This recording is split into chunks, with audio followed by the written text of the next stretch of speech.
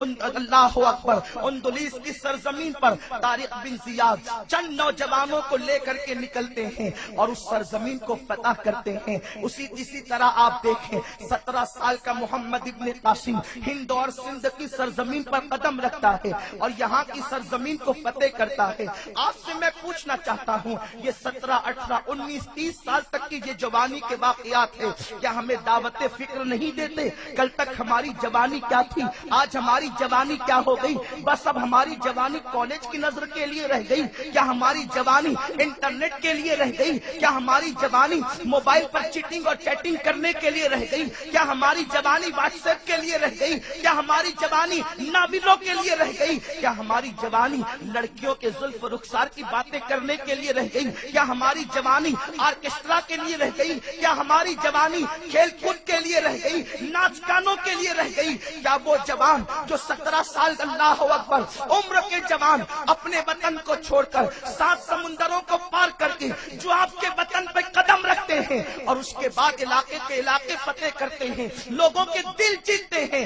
جوانی کی ابتدا 16 سال سے ہوتی ہے اور جوانی کا اختتام 40 سال کی عمر پر ہوتا ہے۔ اب میں آپ سے پوچھنا چاہتا ہوں، جتنے کارنامے بھی آپ کو نظر آئیں گے اکثر کارنامے اللہ اکبر طاقت و قوت والے 16 سے لے کر 40 سال کے درمیان کے نظر آئیں گے۔ میرے پیارے آقا علیہ السلام کے پیارے دیوانوں، 40 سال کے بعد بھی خدمت کی گئی، لیکن میرا عنوان چونکہ جوانی ہے، میرے پیارے آقا صلی اللہ علیہ وسلم کے پیارے دیوانوں، دنیا جانتی ہے جس دن مسلم جوان جو ہے وہ آنکھ کھول کر کے بیدار ہو جائیں گے، اس دن ایسا انقلاب آئے گا، یہ بن ایسا ٹوٹے گا کہ پھر زمانہ اس سیل رواں کو روکے گا بھی تو نہیں رکے گا۔ ہر دن کا اس کے سامنے بہتا ہوا نظر آئے گا، یا ہر بڑی طاقت وقت کی سپر پاور بھی دن کی طرح مسلمانوں کے عشق رسول کے سامنے اور ان کے کردار کے سامنے بہتے ہوئے نظر آئے گی۔ اسی لیے دنیا نے ہمارے جوانوں کی فکر کو معطل کر دیا، فکر کو تبدیل کر دیا۔ رات میں مسلح پر رونے کی جگہ نے اب انٹرنیٹ کے گندے مناظر نے لے لیا۔ اللہ اکبر، عراق کی سرزمین پر تڑپتی ہوئی لاشوں کے سرہانے بیٹھ کر روتی ہوئی ماہوں کی آہیں ہمیں آواز دے رہی ہے۔ افغانستان کے کھنڈرات سے نکلتا ہوا دھواں ہمیں دعوت فکر دے رہا ہے۔ بیت المقدس کے معصوم بچوں سے جو ماؤں کی گود خالی ہو رہی ہے اور وہ کربلا ثانی کا منظر پیش کر رہی ہے، وہ ہمیں دعوت فکر دے رہا ہے۔ او جوانوں، تمہاری جوانی کسی کے زلف رخسار کے لیے نہیں، تمہاری جوانی جام و سراہی کے لیے نہیں، تمہاری جوانی تو بیت المقدس کی بازیابی کے لیے ہے، تمہاری جوانی تو اجڑتی ہوئی ماؤں کی گود کی آبادی کے لیے ہے، تمہاری جوانی تو مسجدوں کو آباد کرنے کے لیے ہے، تمہاری جوانی تو خالد بن ولید کی یادوں کو تازہ کرنے کے لیے ہے۔ آہ، کہاں گئے وہ نوجوان، کہاں چلے گئے وہ نوجوان؟ آج بھی شاید مسجدیں بیت المقدس کی میل کے مینار اور دیواریں اپنی پیشانیوں پہ ہاتھ رکھ کر کے ان کی راہ تک رہے ہیں، کب آئے گا میرا صلاح الدین، کب آئے گا میرا عمر ابن خطاب؟ لیکن اس کی آواز پر فکر کس کو ہے، اس کی آواز پر کان دھرنا کس کو ہے؟ نعرے لگا کر احتجاج کرنا تو سب کو آتا ہے، لیکن کردار کے غازی کتنا بننا چاہتے ہیں؟ جس کو دیکھو اسلامی حکومت کا نعرہ لگاتا ہے۔ نادان، ملکوں پر اسلامی حکومت نافذ کرنا یہ تیرے لیے مشکل ہے، لیکن یہ تیرے اپنے وجود پر اسلامی حکومت کا نفاذ یہ تو تیرے لیے آسان ہے۔ مجھے بتاؤ، اپنے وجود پر اسلامی حکومت کب نافذ کرو گے؟ ملکوں پر اسلام کا پرچم لہرانے والوں، اپنے چہرے پر داڑھی کا پرچم کب لہراؤ گے؟ میرے پیارے آقا صلی اللہ علیہ وسلم کے پیارے دیوانوں، صحابہ کی محنتوں کو پیروں تلے روندنے والوں، ان کی محنتوں کا احساس کس دن کرو گے؟ یاد رکھنا، اگر تم نے آج بیت المقدس کی ان ماؤں کی آہوں پر لبیک نہیں کہا، اپنے برے کردار سے توبہ نہیں کی، اپنی زندگیوں کے اندر انقلاب پیدا نہیں کیا، تو یاد رکھنا کہیں تمہارا ہندوستان بھی بیت المقدس نہ بن جائے، کہیں تمہارا ہند بھی عراق کی یادیں تازہ نہ کر جائے۔ میرے پیارے آقا صلی اللہ علیہ وسلم کے پیارے دیوانوں، اللہ اکبر، اللہ اکبر۔ آج ہر انسان حالات کے بدلنے کی بات کرتا ہے، حالات کے تبدیل تبدیل کرنے کی بات کرتا ہے۔ حالات کی تبدیلی کے لیے کتنے لوگ ہیں جو اللہ کی بارگاہ میں دعائیں کرتے ہیں۔ کسی صاحب دل نے کہا، حدیث صحیح بھی ہے، کہ اللہ تبارک و تعالی ہر روز رات کے آخری حصے میں پہلے آسمان پر آسمان دنیا پہ نزول اجلال فرماتا ہے۔ شب برات اور شب قدر کا انتظار کرنے والوں، میرا رب ہر رات کے آخری پہر میں آسمان دنیا پہ نزول اجلال فرماتا ہے۔ وہ اللہ جو آنے جانے سے پاک ہے، وہ آسمان دنیا پہ نزول اجلال فرماتا ہے۔ وہ کیوں آتا ہے پہلے آسمان پر؟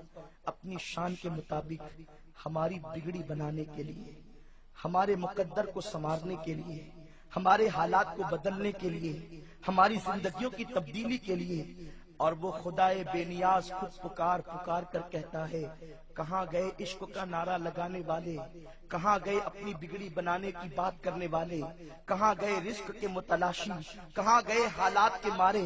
کہاں گئے اپنی مقدر کو سنوارنے کی بات کرنے والے؟ لیکن اس وقت تو حالات یہ ہوتے ہیں، ہم رات کے 3-4 بجے تک جگ کر کے اپنے بستروں پر خواب خرگوش میں سو رہے ہوتے ہیں، اور ہمیں فجر کا احساس بھی نہیں ہوتا۔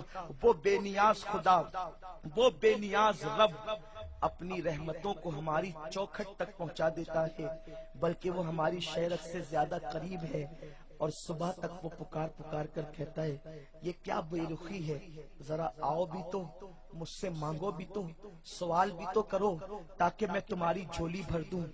صبح کے اجالے میں نعرے لگانے والے جتنے نعرے دن کے اجالے میں لگاتے ہیں، اگر رات کے آخری پہر میں آنسوؤں کے 2 قطرے مولا کی بارگاہ میں پیش کر کے امت کے حالات کی تبدیلی کی دعا کر دیں، تو میں سمجھتا ہوں کہ شاید نعروں سے زیادہ مؤثر وہ ہماری آنکھ کے 2 آنسو ہوں گے۔ لیکن ہمیں رونا آتا کب ہے؟ ہمیں تو رونا ہیرو اور ہیروئن کی جدائی پر وہ مناظر دیکھ کر ہمیں رونا آتا ہے۔ مصطفیٰ نے طائف میں پتھر کھائے، یہ داستان ہماری آنکھوں کو نہیں رلاتی۔ مصطفیٰ کریم کو 3 سال تک شاب ابی طالب کے اندر قید کر دیا گیا۔ رسول اللہ صلی اللہ علیہ وسلم کی 5 سالہ بیٹی سیدہ فاطمہ کو بھی 3 سال تک کے ان کے بابا کے ساتھ قید کیا گیا۔ حضرت جعفر طیار کہتے ہیں، جس وقت شاب ابی طالب کے اندر ہم لوگ قید تھے، اس وقت نہ ہمیں کوئی چیز خریدتا تھا، نہ ہم سے بیچتا تھا، نہ ہمارے ہم تک پانی پہنچایا جاتا تھا، نہ ہم تک کھانا پہنچایا جاتا تھا۔ حالت یہ تھی کہ ہم سے رات کی تاریکی میں پیر سے جو بھی نرم چیز ٹکرا جاتی، ہم اس کو بغیر دیکھے منہ میں ڈال کر کے چبانے لگتے۔ رسول اعظم کے گھر کے بچوں کو درخت کی پتیاں لا کر کے دی جاتی اور انہیں درخت کی پتیاں چبانے پہ مجبور کر دیا جاتا۔ اور سیریلوں کو دیکھ کر آنسو بہانے والوں، اللہ اکبر، اپنے نبی کی اس داستان پہ آنسو کون بہائے گا؟ ہیرو ہیروئن کی جدائی کے تصورات سے لرز جانے والوں، آقائے کریم کی ان محنتوں پر کون لرزے گا؟ زندگی کے لیے خطوط کون متعین کرے گا؟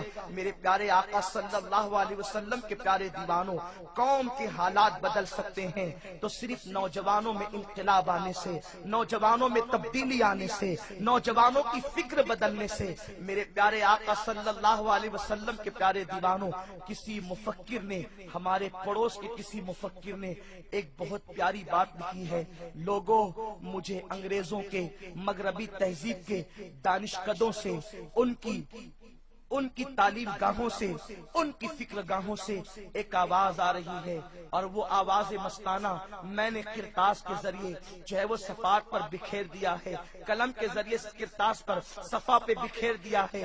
اب اگر تمہیں اسے اپنے دل میں اتارنا ہے تو اتار لو۔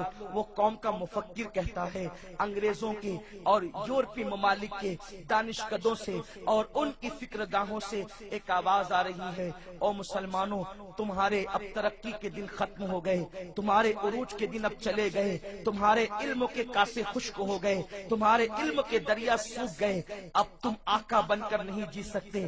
اب اگر تمہیں جینا ہے تو ہمارا غلام یعنی مغربی تہذیب کا غلام بن کر کے جینا ہوگا۔ سنو سنو، تم غلام بن چکے ہو، آزادی کی لڑائی لڑنے والوں، تم ہمیشہ کے لیے غلام بن گئے۔ غلامی کا اس سے بڑا ثبوت کیا ہوگا؟ تم لباس بھی پہنتے ہو تو ہماری طرح، تم گھروں میں بھی رہتے ہو تو تو ہماری طرح، تم کھانا بھی کھاتے ہو تو ہماری طرح. ہم نے تمہاری بیٹیوں کو ٹی وی کے سیریلوں کے ذریعے سے ان کے دوپٹے چھین لیے ہیں، ان کے دوپٹے مفلر بن گئے ہیں. موٹے لباس کے بجائے، فاطمی لباس کی بجائے اب تمہاری بیٹیوں کے وجود پر پتلے پتلے اور باریک لباس آ چکے ہیں. مائیں بگڑ چکی ہے، ہم ماؤں کو بگاڑ چکے ہیں. اب تمہارے گھر میں کوئی کردار غوث لے کر کے پیدا نہیں ہو سکتا. اب تمہارے گھر میں کوئی صلاح الدین پیدا نہیں ہو سکتا. اب تمہارے گھر میں کوئی محمد بن قاسم پیدا نہیں ہو سکتا. اس لیے کہ ماں کی گود ہی جب مثل مریم نہ رہی تو کردار عیسیٰ کیسے پیدا ہو سکتا ہے. کسی شاعر نے کہا ہے آج بھی ہو سکتا ہے عیسیٰ سا بیٹا پیدا، لیکن میں اس کو ترمیم کرتے ہوئے کہوں اس لیے کہ نبی کی طرح کوئی پیدا نہیں ہو سکتا. آج بھی ہو سکتا ہے عیسیٰ کا پرتو پیدا، ماں کی گود ہی ملتی نہیں مریم کی طرح. اگر آج ماؤں کی گود کو مریم کا تقدس مل جائے تو عیسیٰ تو پیدا نہیں ہو سکتا، پر تب عیسیٰ ضرور پیدا ہوگا. اگر آج ماؤں کی گود کو فاطمی گود کی طہارت مل جائے تو حسین تو پیدا نہیں ہو سکتا، مولا حسین کا پرتو ضرور پیدا ہوگا. لیکن انگریزوں کے دانشکدوں سے آواز آ رہی ہے ہم نے سیریلوں کے ذریعے سے تمہاری بیٹیوں کو آوارہ کر دیا ہے. وہ بیٹیاں جو کبھی مسلح کی دلدالہ ہوتی تھی، جن کے ہاتھ میں سینے سے قرآن لگا ہوا ہوتا تھا، جن کے ہاتھوں میں کبھی تسبیحاں ہوتی تھی، آج ان کے ہاتھوں میں ہم نے ٹی وی کے ریموٹ دے دیے ہیں. اور اس کے بعد وہ آواز، وہ صدائے باز گشت تو یوں آتی ہے سنو سنو سنو سنو. اب تم رات کی تاریکیوں میں اپنے اللہ کو یاد کرنے کی بجائے، اب تم صبح کے اجالے میں توبہ کے لاہوتی نغمے بلند کرنے کی بجائے اب جو ہے وہ تم جو ہے حسن کے اور عشق کے دانشگاہوں میں قدم رکھ کر اپنے آپ کو بالکل معطل کر چکے ہو. سن لو اب بیت المقدس پر اسلامی پرچم لہرانے کا خواب بھول جاؤ. اور سنو اب اسپین اور دنیا کے دوسرے ممالک کے اندر اسلامی تہذیب کی نشاط ثانیہ کا تصور فراموش کر دو. تم کبھی ترقی کی راہوں پر نہیں جا سکو گے، اس لیے کہ تم جسم کے اعتبار سے آزاد ہو لیکن فکر کے اعتبار سے غلام ہو.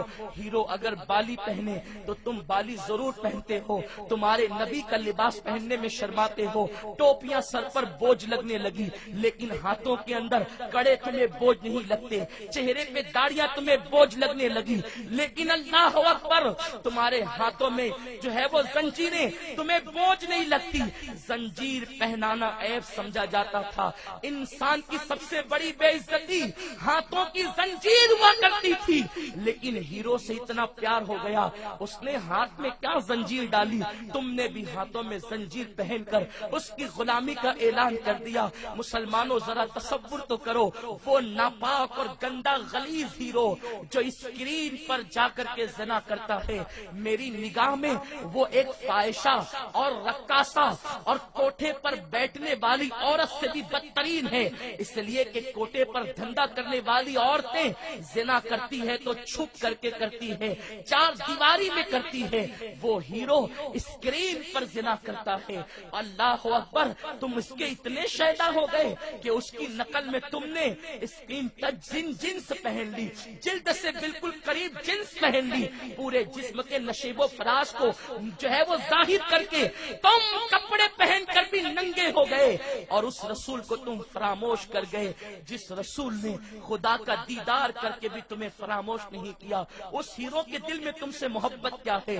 وہ ہیرو اگر کبھی تم اس کے گھر جاؤ گے ملنے کے لیے اس کا کتا بھونک بھونک کر کے تمہیں بھگا دے گا، اور اگر کتا آگے نہ آئے تو شاید اس کے گھر پر کھڑا ہوا، اس کے دروازے پر کھڑا ہوا اس کا نمائندہ وہ دھکے دے کر کے نکال دے گا. اور اگر اس نے بھی رعایت کر لی تو ہیرو کے ساتھ ہاتھ ملا کر فوٹو کھینچانے سے زیادہ اور کوئی تمہیں جو ہے وہ آگے نہیں بڑھا سکتا.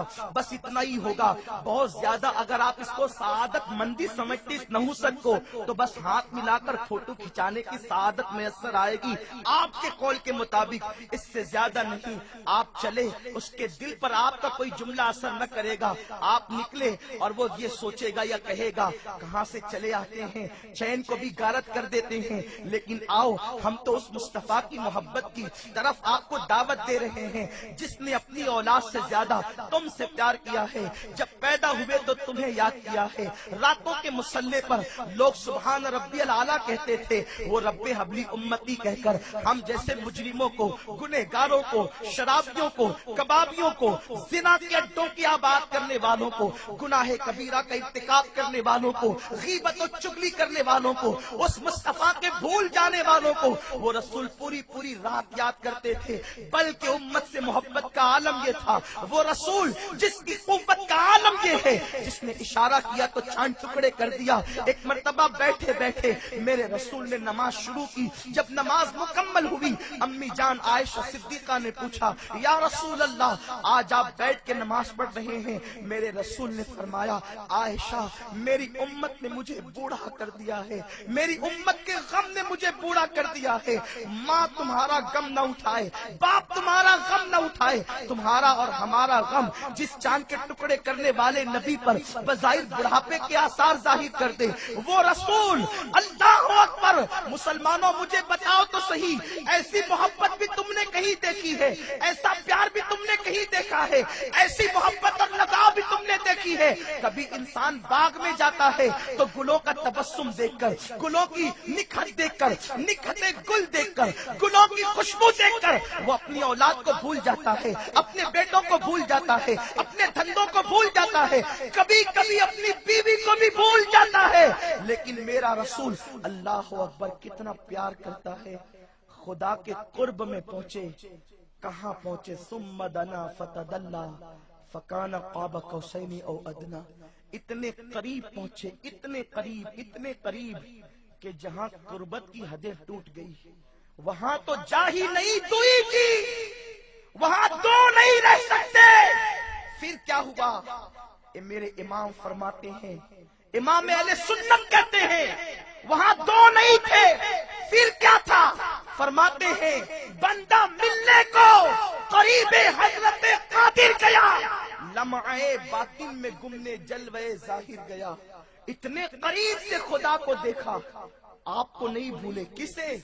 ہم بہت نیک ہیں، دنیا ہمیں اچھا کہتی ہے، ہم اب اپنے آپ کو اچھا کہنے کے لیے تیار نہیں۔ یہ میں اپنی بات کرتا ہوں، آپ کی نہیں کہتا۔ دنیا ہم سے پیار کرتی ہے، لیکن شاید اب ہمیں اپنے آپ سے پیار نہ رہا، اس لیے کہ جو اتنا پیار کرنے والے مصطفیٰ کو بھول جائے وہ پیار کے قابل نہیں ہے۔ تیری وحشتوں سے اے دل مجھے کیوں نہ آر آئے، تو انہی سے دور بھاگے ظالم، تو انہی سے دور بھاگے جس سے تجھ پہ پیار آئے۔ خدا کو دیکھنے کی کیفیت بیان کروں جو بے کیف دیکھتے ہیں۔ جناب موسیٰ نے کہا مولا تجھے دیکھنا چاہتا ہوں، جواب یا نہیں دیکھ سکتا۔ 9 بار اصرار کیا تو کہا دیکھ موسیٰ، توجہ فرماتا ہوں، بہت قیمتی بات، اپنے آقا کی محبت کو محسوس کر لو، اسی پہ شاید گفتگو کا اختتام کروں گا۔ بہت جوانی کا مطلب سیر و تفریح، جوانی کا مطلب پارکوں میں گھومنا، جوانی کا مطلب نیٹ پر پوری پوری راتوں کو گزار دینا، جوانی کا مطلب موبائل کو ہاتھ میں رکھ کر پورے وقت کو گزار دینا، جوانی کا مطلب کالج کے زینے پر قدم رکھتے ہی حسن کا متلاشی بن جانا، جوانی کا مطلب ناولوں کو پڑھنا، جوانی کا مطلب سیریلوں کا دیکھنا، جوانی کا مطلب فلموں کا دیکھنا، مغربی تہذیب میں ڈوب جانا۔ لیکن سنو، وہ کسی آوارہ جوان کی فکر ہو سکتی ہے کہ کالج کے زینے پر وہ حسن تلاش کرتا ہے۔ مومن کی جوانی حسن کے پرستار نہیں ہوتی، مومن کی جوانی کا مطلب خالد بن ولید ہے، مومن کی جوانی کا مطلب محمد ابن قاسم ہے، مومن کی جوانی کا مطلب طارق ابن زیاد ہے، مومن کی جوانی کا مطلب قاسم ابن حسن کی جوانی ہے، مومن کی جوانی کا مطلب ہم شبیہ مصطفیٰ علی اکبر کی جوانی ہے۔ یہ وہ جوانی ہے جس نے زمانے میں انقلاب پیدا کیا ہے۔ میرے پیارے آقا صلی اللہ علیہ وسلم کے پیارے دیوانوں، جس مہم کو بھی سر کرنا ہوا میرے آقا نے جوانوں کو آگے بڑھایا۔ میرے رسول سے بڑھ کر ماہر نفس